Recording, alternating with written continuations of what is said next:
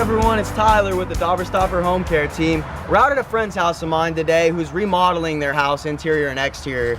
They actually reached out to me and called me because they've had some previous AC drain line issues. So they asked if we would bring our home care team out here to take a look at it and see if a Dauber Stopper would help prevent some of these.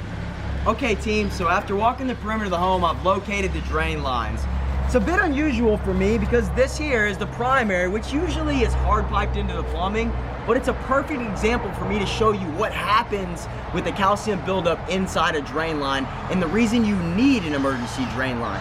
So if you'll come over here, I'm just gonna stick my finger in here and pull out a little calcium. Now if you'll see, that happens and it gets a lot thicker the deeper you go into the drain line. It's a lot like a clogged artery. Once the blood can't flow through there, it prevents the system from performing properly.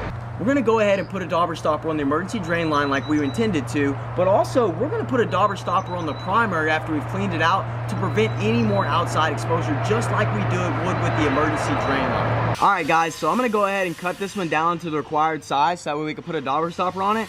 And the reason I got the camera here is I wanna show you what's inside this drain line that you can't see.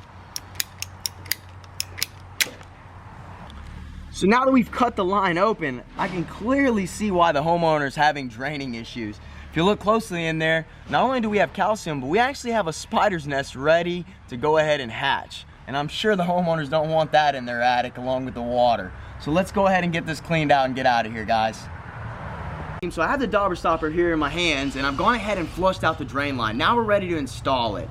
Typically we would use our flange with 4 screws, but since we don't have anything to mount to, we're going to use the reducer today.